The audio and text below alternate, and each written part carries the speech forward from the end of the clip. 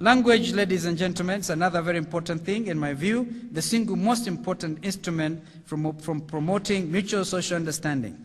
Language is a buster of cultural barriers. It allows an individual to gain entry to the otherwise secluded world of the other and to learn more about the preferences, sensitivities, hopes, and even fears of the other, and thereby allowing both to accommodate each other. In this regard, Kiswahili and English have served us well. The lingua franca has ensured that no Kenyan is outside the reach of another.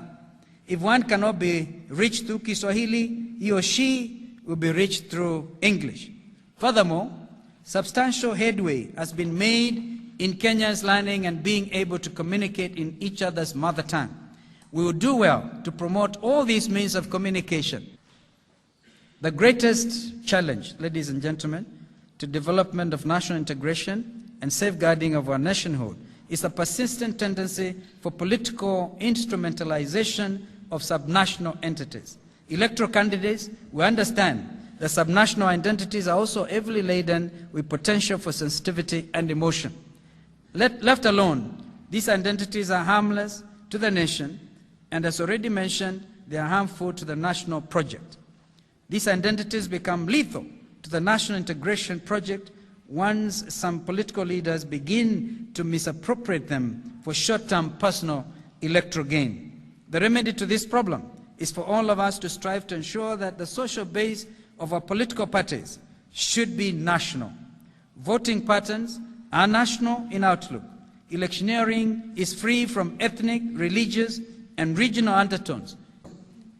I want to say that national integration and national cohesion are twin goals that can be realized through deliberate promotion of the national identity rather than dwelling on suppressing the identity of the small social units. In other words, we should reactivate the nation-building agenda that we began at independence. In this regard, we should identify and promote national symbols and national values. I was so happy to hear about the national values, that one basic value is that we recognize the centrality of God as a nation. And I think that is very important. That is cross-cutting between all the faiths. Ewe Mungu nguvu yetu. That's how we start our national anthem. Much progress had already been made in developing symbols like the national flag, our national anthem, and I think we have the most beautiful national anthem. I wish we could be singing all the stanzas on some occasions. We just don't do, we know we are very good at doing the first stanza, and then tunawachia hapo. I suggest that we all internalize the words of our national anthem. As well as, of course, we have also our coat of arms. To these, we could add some new ones, such as the national map, map yetu ya nchi yetu, our national heroes, and we know them, and even our national development plan, especially our Vision 2030, which I believe is achievable. And we have already identified some 98 flagship projects. I'm told the Presidential Commission on Social and Economic Commission has been able to identify these flagship projects that will drive our destiny, our common destiny. The founders of this nation already articulated some important values that belie our nation-building agenda and the realization of national cohesion.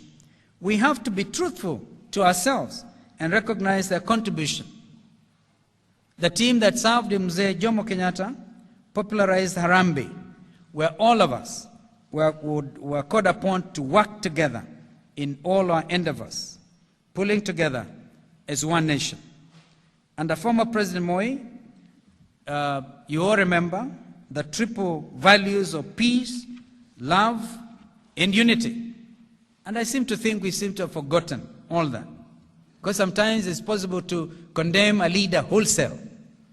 But I think it's important to look at some of those. Just think as Wazee, the values of saying that we should live peaceably, we should love each other, and live in unity. And the President Kibaki implored us to be a working nation. He continues to implore us to be a working nation, one that will shun triviality. We have to continue thinking about these values and bring forth more that we may realize national integration, national cohesion, and sustained nationhood. For example, we need to reflect on how much lead to considerations like mutual respect, mutual understanding, mutual support and assistance, and fairness to all matter so much in achieving national cohesion.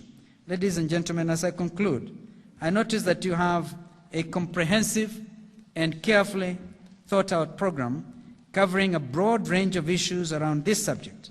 I'm confident that at the end of these 4 days of discussions, workable solutions will have been found on how to deepen gains we have made and also move our country forward as a united and a cohesive society.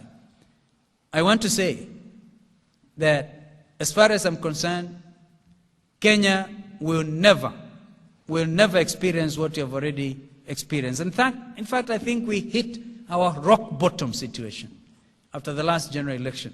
And this is now a nation on a rebound.